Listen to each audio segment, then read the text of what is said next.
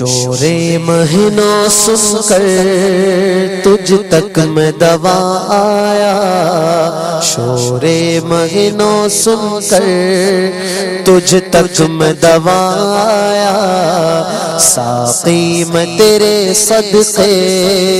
میں دے رمضان آیا، ساقی میں تیرے صدقے میں دے رمضان آیا۔ یعنی میں کہتے ہیں پلانے کو پیالے میں کچھ بھر کر پلایا جائے، تو یہاں پر محبت اور عشق کی میں مانگ رہے ہیں، کچھ پلانا، وہ شراب محبت مانگ رہے ہیں اعلیٰ حضرت علیہ رحمہ کہ رمضان شریف آ گیا، تو جب رمضان المبارک کی پیاری ساعتیں مجھے میسر ہوئی، مجھے نصیب ہوئی، تو آقا میں دوڑتے ہوئے آپ کی بارگاہ میں آ گیا، آپ کی قدموں میں آ گیا، اب مجھے محبت کہ جام دیجئے تاکہ میں وہ پیوں، وہ میں مجھے عطا فرما دیجئے۔ شور مگنوں سن کر تجھ تک میں دوا آیا،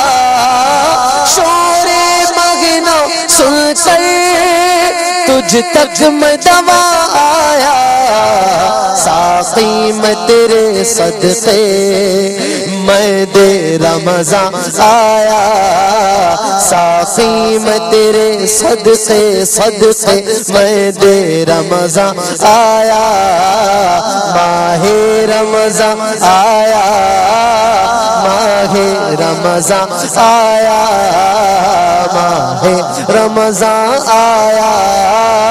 ماہ رمضان آیا،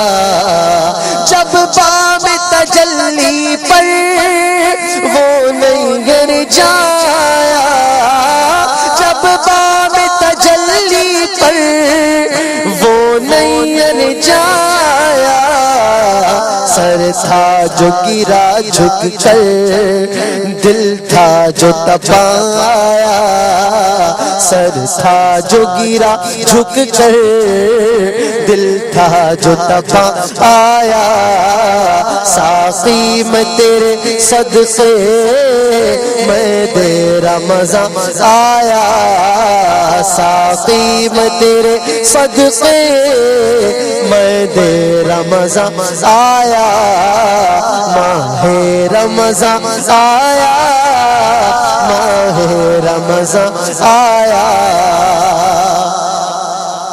طیبہ سے غم آتے ہیں کہیے تو جنا والو، طیبہ سے غم آتے ہیں کہیے تو جنا والو، کیا دیکھ کے جیتا ہے جو وہاں سے یہاں آیا، کیا دیکھ کے جیتا ہے جو وہاں سے یہاں آیا۔ جنت والوں سے کلام کرتے ہوئے فرمانا ہے کہ جنت والوں تم نے بھی جنت دیکھی ہے اور مدینہ بھی دیکھا ہے، اور محبوب کا جو شہر ہوتا ہے وہ عاشق کو سب سے پیارا لگتا ہے۔ اعلیٰ حضرت فرما رہے ہیں کہ یہ مدینے سے آنے والے یہاں آ کے کیا دیکھ کے جیتے ہیں، یہ مدینے سے واپس آتے ہی کیوں ہیں؟ اے جنا والوں تم بتاؤ یہ کیا دیکھ کے جیتے ہیں؟ طیبہ سے غم آتے ہیں کہیے تو جنا والو، طیبہ سے غم آتے ہیں کہیے تو جنا والو، کیا دیکھ کے جیتا ہے جو وہاں سے یہاں آیا، کیا دیکھ کے جیتا ہے جو وہاں سے یہاں آیا، ساقی میں تیرے صدقے میں دے رمضان آیا، ساقی میں تیرے صدقے میں دے رمضان آیا، ماہ رمضان آیا، ماہ رمضان آیا، ماہ رمضان آیا، ماہ رمضان آیا، سیار وہ سنگے در آنکھان وہ بزم نور، سیار وہ سنگے در آنکھان وہ بزم نور، ظالم کو وطن کا دھیان آیا تو کہاں آیا، ظالم کو وطن کا دھیان آیا تو کہاں آیا، ماہ رمضان آیا، ماہ رمضان آیا، ماہ رمضان آیا، ماہ رمضان آیا، لے طوق علم سے اب آزاد ہوئے قمری، لے طوق علم سے اب آزاد ہوئے قمری، چٹھی لیے بخشش کی وہ سرو رواں آیا،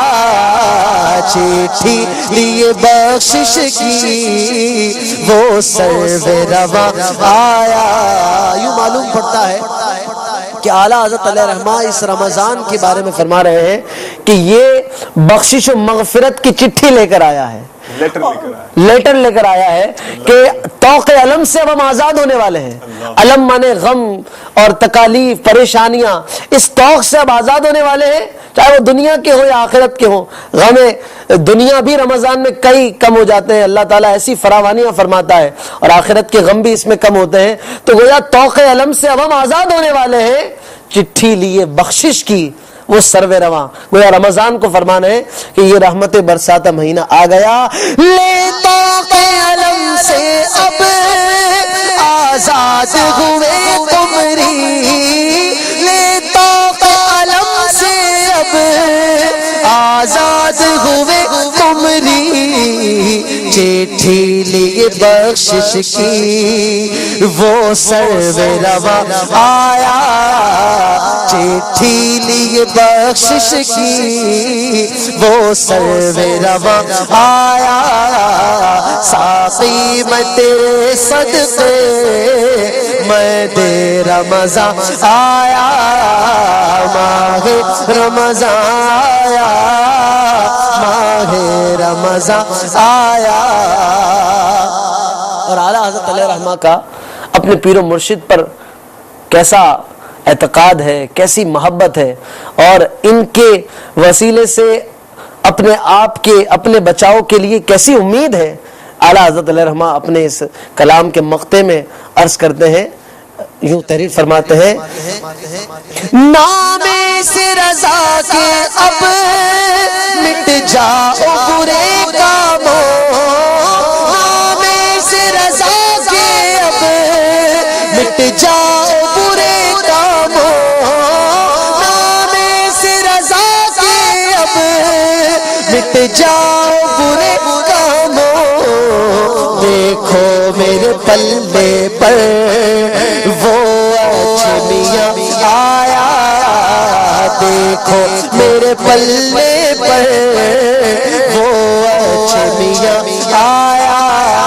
اچھے میاں یہ اعلیٰ حضرت رحمت اللہ تعالی علیہ کے دادا پیر ہیں۔ اعلیٰ حضرت رحمت اللہ تعالی علیہ کا اپنے دادا پیر سے کیسی محبت کا یہاں پر انداز ہے کہ میرے پلے پر اگرچہ گناہوں کا انبار ہے، یہ عاجزی ہے کہ اگرچہ میرا پلہ کیسا ہی ہے، ہلکا سا ہے، مگر میرے پلے پر اب میرا پیر آ چکا ہے، اب میرے نامے سے گناہ مٹ جاؤ، دیکھو میرے پلے پر وہ اچھمیاں آیا، ساقی میں تیرے صدقے میں دے رمضان آیا، ساقی میں تیرے صدقے میں دے رمضان آیا، ماہ رمضان آیا، ماہ رمضان آیا، ماہ رمضان آیا، ماہ رمضان آیا۔ جزاک اللہ خیرا و احسن الجزاء، ماشاء اللہ۔